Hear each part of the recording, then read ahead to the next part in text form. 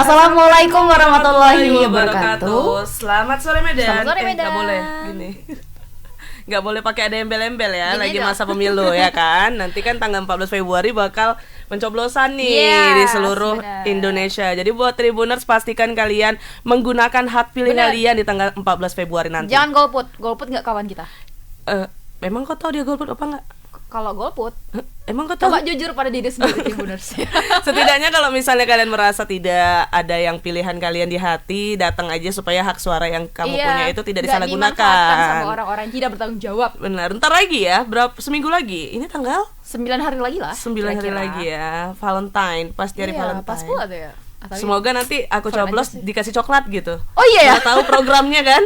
Untuk biar menarik Udah para gila, nggak penyoblos. mungkin kayaknya sih. Soalnya kan Berapa anggarannya tuh ya? anggaran Wah. untuk pemilu aja udah sampai triliunan. Wah, nggak kuat ya. Nggak kuat. Oke deh Tribuners, kembali lagi di acara Selamat Sore Medan nih. Seperti biasa kita bakal membacakan 3 berita menarik Iya, hari ini. yang bakal kami sajikan untuk Tribuners sekalian. Oke, berita pertama ada apa nih, Ca? Ini kayaknya himbauan untuk para orang tua ya kak ya. Benar, berita duka ya, Iya. datang dari daerah Tanjung Tanjung Balai. Balai. Nah, jadi buat Tribuners yang punya anak mungkin ya, punya adik atau yang masih kecil, itu mungkin lebih diawasi karena nih ada naas nih ya, dialami oleh P berusia 4 tahun, warga Kecamatan Tanjung Balai Selatan, Kota Tanjung Balai. Tenggelam dia di kolam ikan di Cafe Coconut Garden Desa Seridan, Kecamatan Kepayang, Kabupaten Asahan. Dan dinyatakan meninggal dunia loh Kak Molly dan Tribuners. Iya, jadi kronologi singkatnya ini si korban itu kebelet pipis entah mau apa gitu. Ini lagi acara arisan ya? Arisan, Oke. arisan mamanya. Nah, mungkin kurangnya pengawasan orang tua, terus anaknya terjatuh ke dalam kolam yang dalamnya itu kemungkinan 90 cm. Oke. Nah, jadi ketika dicari sama orang tuanya, ditemuin sendal di pinggir kolam, terus tahulah kalau anaknya tenggelam, sempat dilakukan pertolongan pertama kayak dipompa jantung, dikasih napas buatan, namun tidak tertolong nyawa korban. Amat sangat disayangkan Iya, ya, yang benar-benar. harusnya acara arisan itu kan senang-senang, Bahagia ya, happy-happy ya. jadi duka mendalam bagi keluarga, apalagi orang tua dari korban. Ya, Ca. Oke, ini ada videonya, Tribuners, kita saksikan dulu video berikut ini. Kelalaian orang tuanya gitu intinya ya. Oke, siap. Datang orang itu akhirnya pula anaknya dibilang itu ternyata Tahun sih nggak ingat nama, aduh.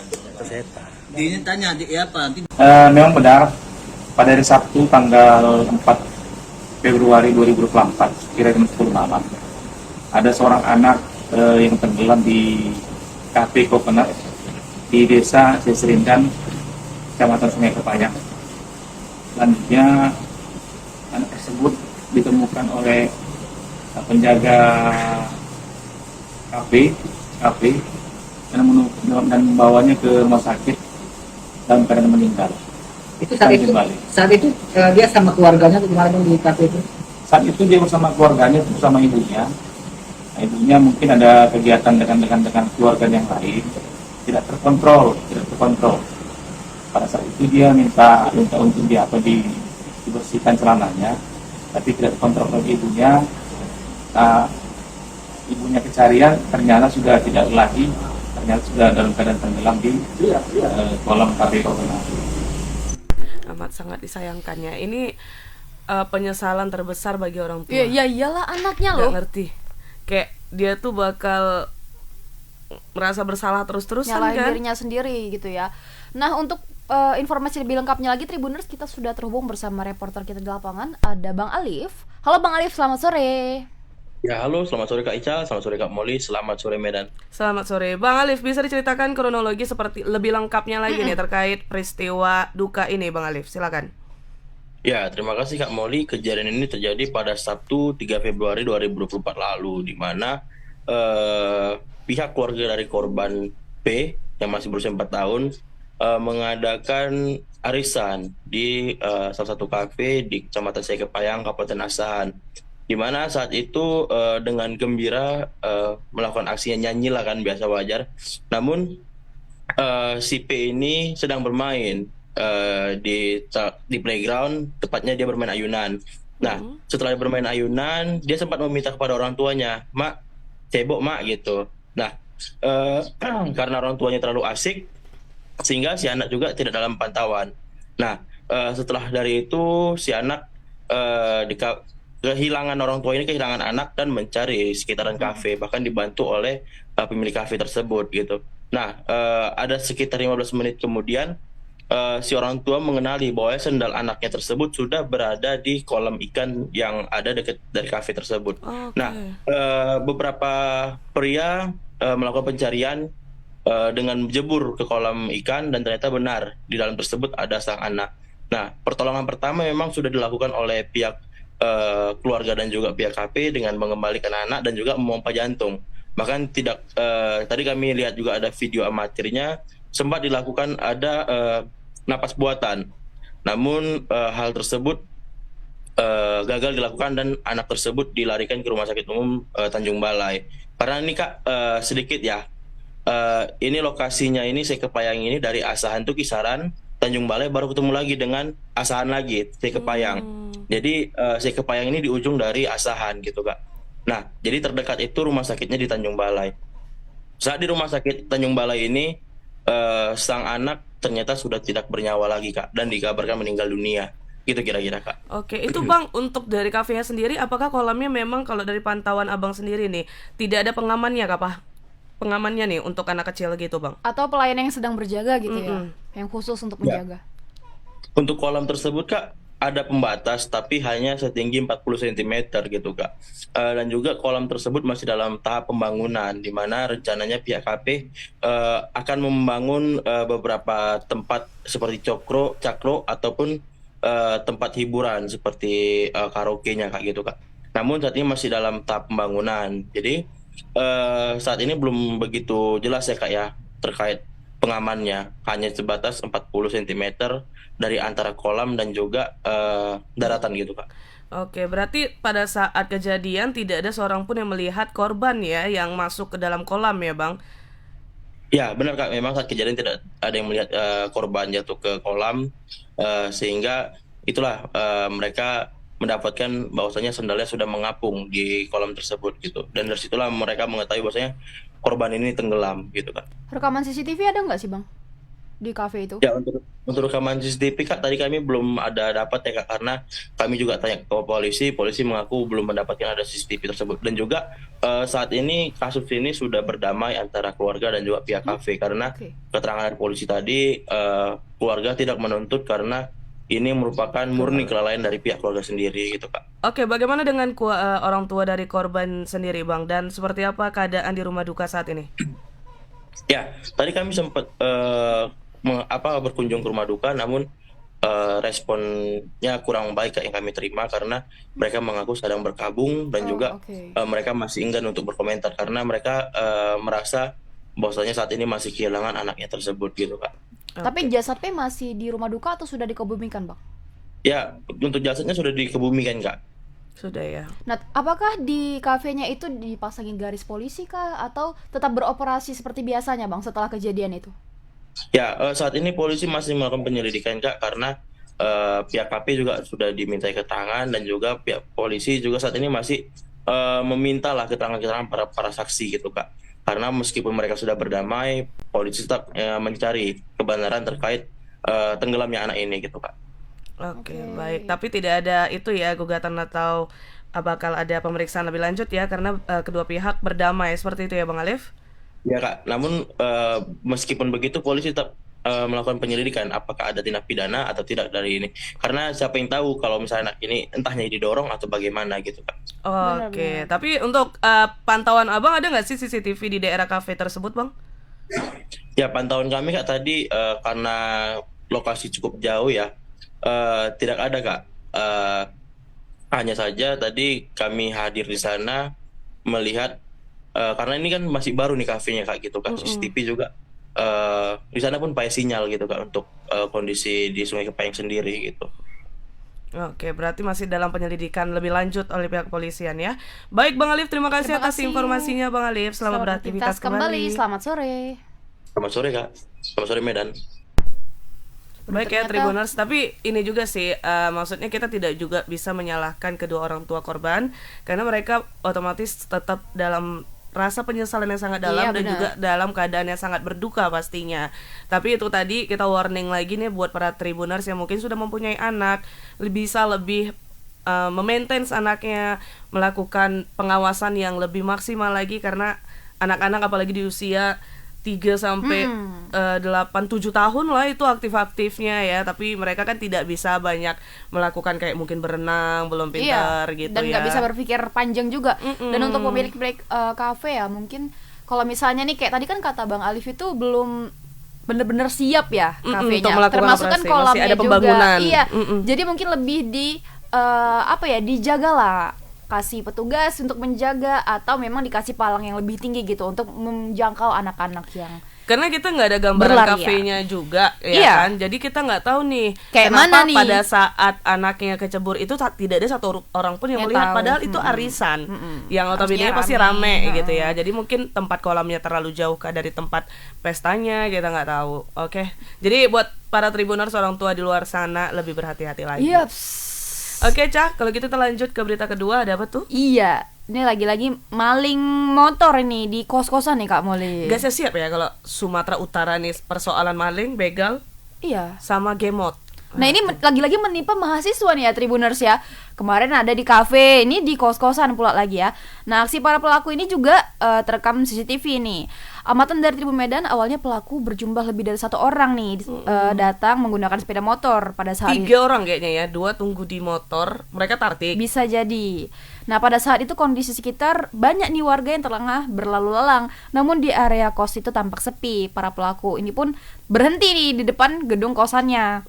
Lalu 1 orang pelaku yang menggunakan jaket hoodie berwarna coklat memasuki area kos tersebut. Kemudian 1 orang pelaku ini langsung mengincar sepeda motor Vario warna putih yang sedang terparkir. Jadi dengar, aku baca juga katanya yang 2 lagi nunggu di sepeda motor di luar. Iya. Untuk Berarti dengan ada 3. situasi juga. BTW tartik itu tarik 3 ya. Nggak tahu ada Oh iya ya, bukan ada yang orang nggak tahu Medan. tartik ya. Apa tuh tartik katanya? Tarik 3. Jadi satu motor itu bonceng 3. Itu tartik kalau di Medan bahasanya. Ini ada videonya Tribuners, kita saksikan dulu video berikut ini. Cek.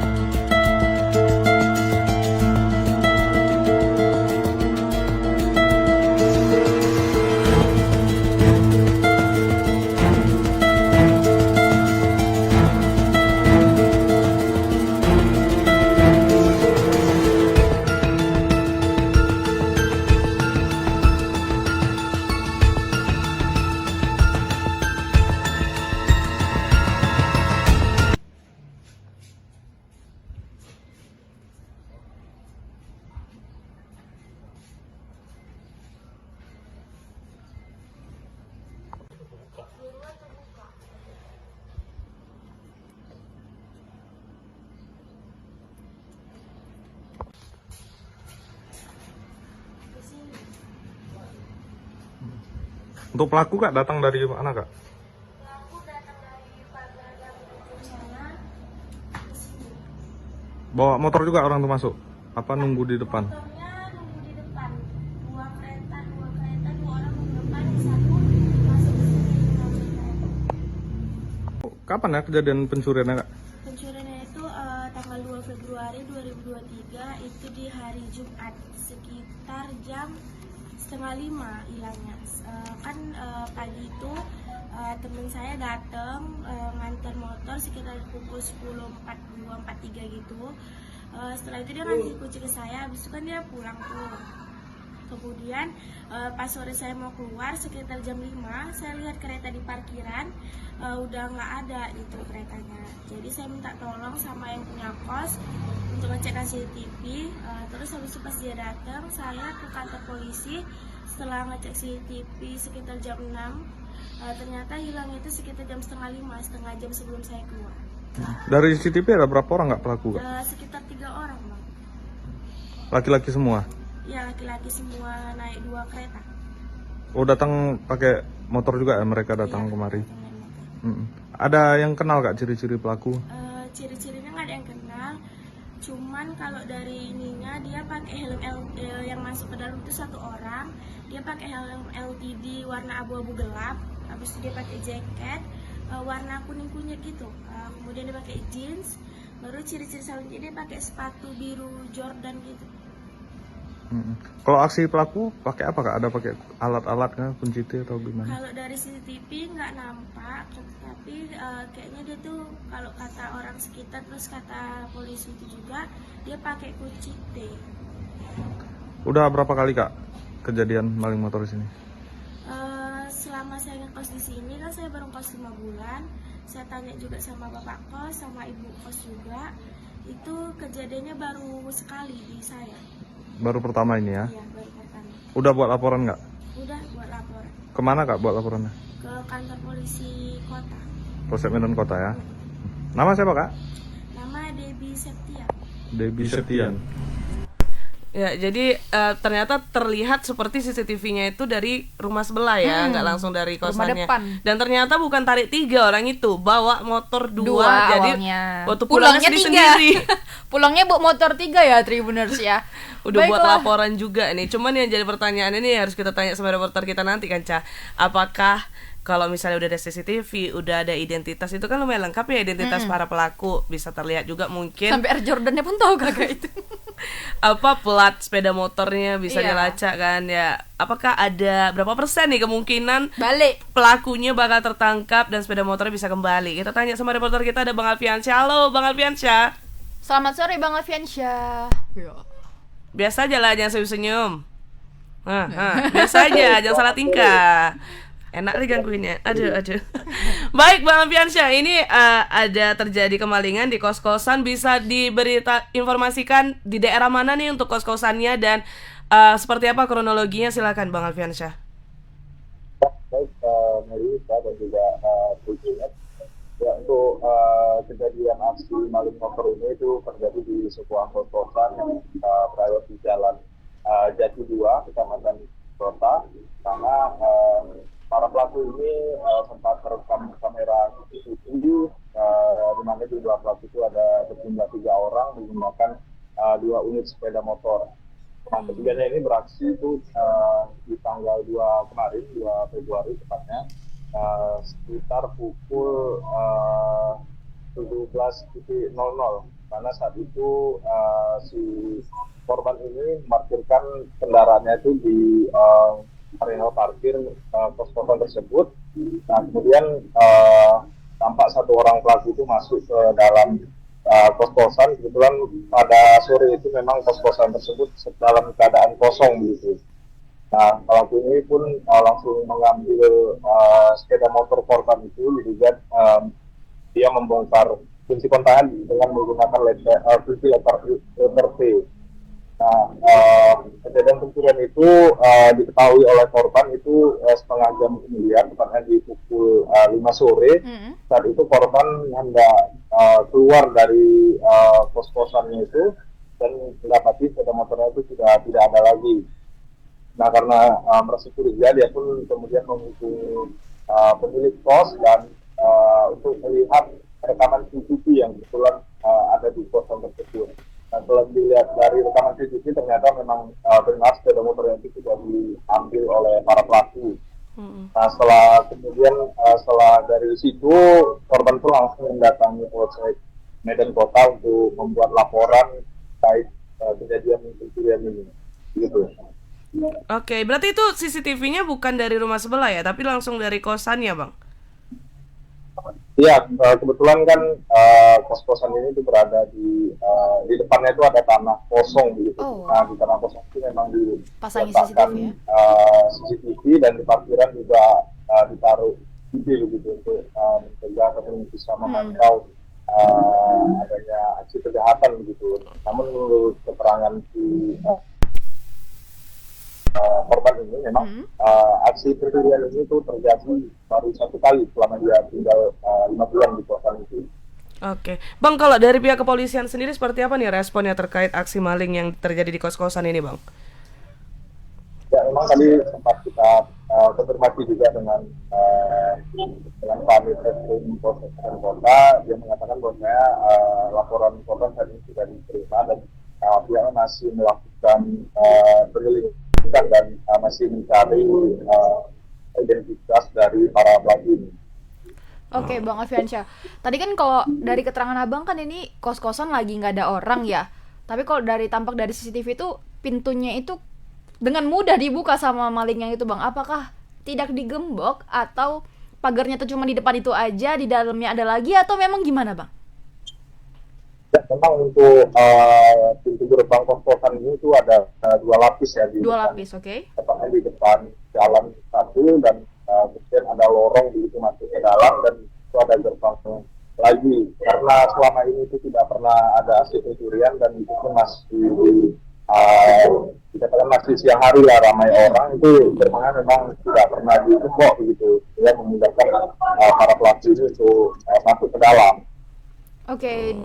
Dalam pas kejadian itu, Bang, di dalam kos-kosannya itu ada berapa unit sepeda motor, Bang, kira-kira?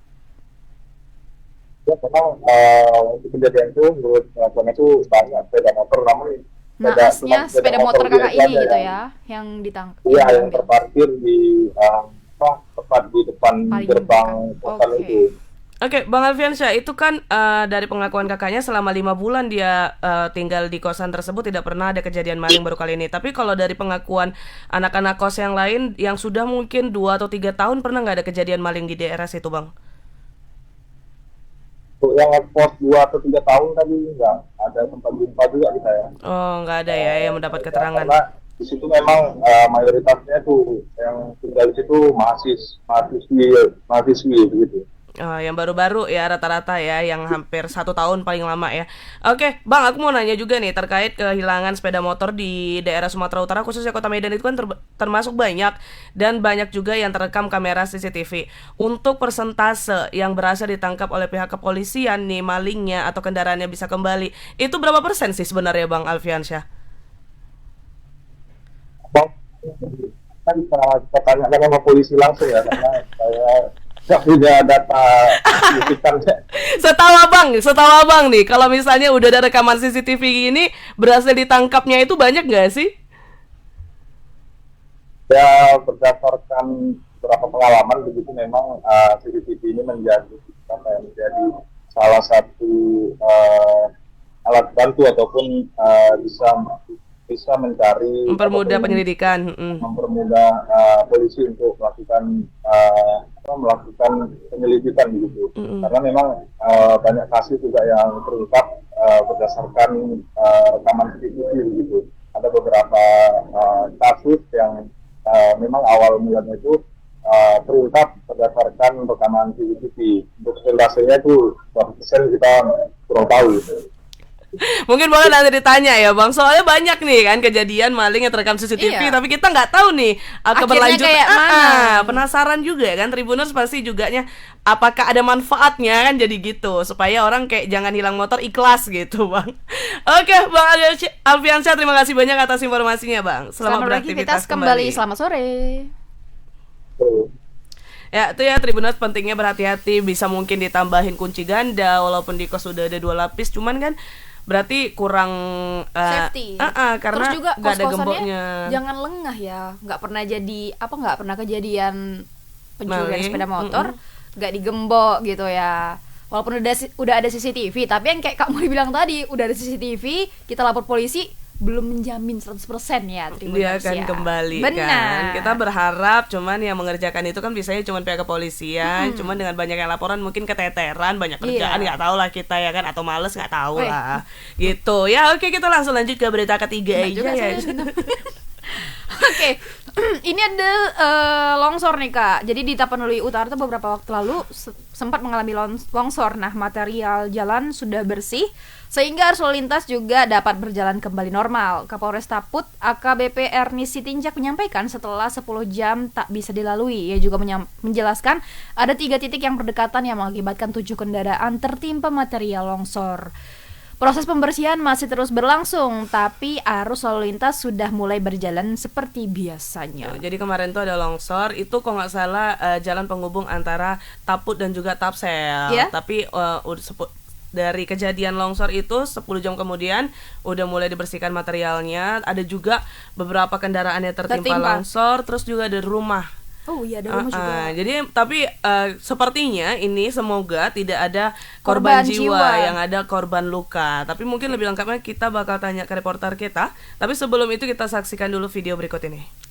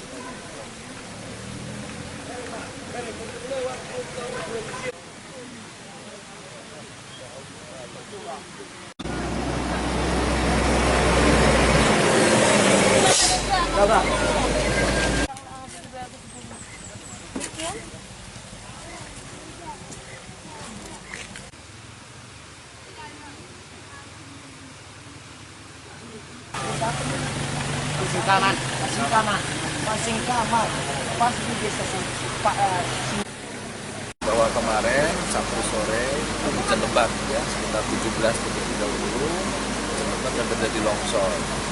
Nah, longsor ini terdapat 3 titik yang dekat-dekat di sini. Ada 1 titik di Pagaran Pisang, Sebalayanya, Masih Kaman. Ini tempat kita ini, Pagaran Lambung 1. Ini adalah kondisi yang paling parah. Nah, di sini longsor ini melibatkan 7 kendaraan yang terseret ya, ada sampai terbawa ke arus sungai. Nah, dari kejadian ini ada korban ya, kesehatan korban ada 3 orang, korban 2 dewasa 1 anak-anak. Kemudian ada 1 dewasa laki-laki mengalami patah pada kaki dan 1 mengalami patah pada tangan penumpang kendaraan yang terlibat di sini. Jadi penanggulangan kita bersama-sama TNI juga sekretaris dengan Dandim dan pemerintah daerah. Tadi malam kita sudah sama-sama di sini. Kita turunkan alat berat untuk upaya yang pertama tentunya mengevakuasi korban, kemudian yang kedua melancarkan akses jalan. Dan sekarang ini kita lihat kita koordinasi dengan Kementerian Balai Jalan dari Sepolda untuk melanjutkan. Tindakan yang pertama adalah evakuasi terhadap 2 kendaraan yang masih di sungai, kemudian dilanjutkan dengan pembersihan untuk melancarkan lalu lintas kembali. Demikian. Serem juga ya. Parah sih. Berapa mobil tadi ketimpa? Ada yang terbalik sampai ke pinggir sungai gitu. Oke, kita langsung aja ke reporter. Ada Bang Moritz yang baru aja kembali dari langsung ya ke lokasi ya untuk meliput longsor ini. Nah, ini berhubung Bang Maurits lagi di jalan, jadi kemungkinan hanya suaranya aja nih bisa kita dengar. Halo Bang Maurits.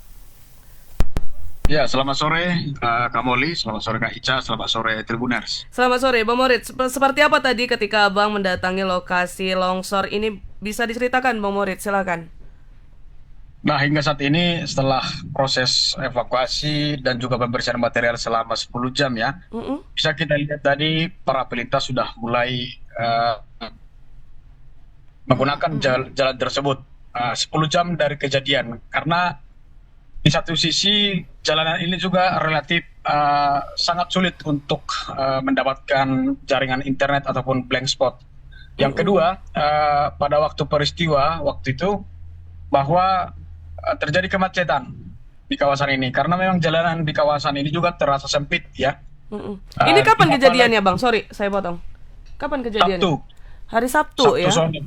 Nah, jadi pada mulai siang pukul 12:30 menurut saksi dari yang kemarin kita dapatkan informasinya, ternyata mulai pukul 12:30 hingga jam 4 ya sudah terjadi deras dan juga disertai angin kencang. Maka secara langsung bisa kita lihat juga tadi bahwa pepohonan juga jatuh ke area jalanan dan juga disertai dengan material-material jalanan. Dan yang berikut juga, kontur tanah ini hampir mirip-mirip dengan sejumlah kawasan di kawasan Danau Toba, misalnya ke arah Tele. Itu kan bisa kita bayangkan bahwa ketika hujan datang akan membawa material-material berupa tanah liat dan juga kerikil-kerikil. Dan itu yang menyeret kemudian mobil yang pada akhirnya menyebabkan 3 orang satu keluarga itu meninggal dunia. Gitu. 3 orang satu kendaraan berarti ya meninggal dunia ya Bang. Dan sudah diminta oleh tim kita juga di Medan bahwa mereka adalah dulunya warga Kecamatan Medan Sunggal gitu. Kemarin sudah kita sajikan juga informasi soal itu, dan saat ini relatif sangat membantu kehadiran para polisi dan Pemkab juga bersama dengan TNI yang ada di lokasi, dan akhirnya bisa berjalan dengan baik walaupun pembersihan material tetap berjalan sampai tadi gitu kan. Oke Bang, untuk kendaraan-kendaraan yang sempat terjatuh ke pinggir jurang itu ya, apakah sudah berhasil dievakuasi nih Bang, atau masih seperti itu hanya material di sepanjang jalan saja yang dibersihkan sampai saat ini Bang? Karena kebanyakan mobil-mobil ataupun kendaraan itu kan nyangkutnya hanya di atas gitu, cuma satu mobil yang sampai terbawa ke arus sungai gitu, dan itu proses evakuasinya sudah hampir clear. Tapi yang 6 lagi masih pembersihan begitu Kak. Ada 7 kendaraan yang terdampak secara ini ya, termasuk juga rumah yang berada dekat area tersebut yang tempat warung, biasanya tempat orang beristirahat untuk sebentar gitu. Rest area gitu ya. Tapi Bang, tadi kan Abang sampaikan korban jiwanya ada 3. Kalau misal korban lukanya ada berapa nih Bang Maurits? Dari keterangan pihak kepolisian, karena mereka yang senantiasa mendata ya, pemilik rumah 1 dan juga ada yang di dalam begitu. 2 orang yang mungkin luka-luka lebih dari 1, tapi yang parah itu yang sampai patah tulang itu ada 2 orang gitu. Oke Bang Maurits, ini kan jalannya sudah dibersihkan ya Bang ya. Nah, apakah dari pihak kepolisian maupun Pemkab itu ada melakukan pengistirahatan jalan takut terjadi longsor susulan gitu Bang? Yang artinya karena jalan ini kan merupakan salah satu jalan sum. Jadi untuk mengistirahatkan jalan tidak mungkin, tetapi mengantisipasi kemungkinan besar. Misal mereka ya harus berkoordinasi juga dengan BMKG manakala ada kemungkinan. Dan itu memang secara spesifik tidak ada, tetapi dari dulu kan gitu juga kejadian di sana. Oke, berarti sampai saat ini pihak kepolisian dan juga tim-tim terkait dan juga iya Bang Maurits? Mereka tetap standby, dan juga untuk mitigasi akan dibicarakan lebih lanjut soal ini, mitigasi bencana di kawasan tersebut. Oke, tapi sejauh ini Jalan Sum ini sudah bisa dilalui kembali ya Bang? Apakah ya? masih macet nih Bang Maurits untuk di daerah sana Bang? Pasti macet juga, tetapi kan karena jumlah kendaraan juga mungkin tidak terlalu banyak. Karena bukan hari-hari besar atau apa, ya bisa digunakan satu jalur begitu. Oke.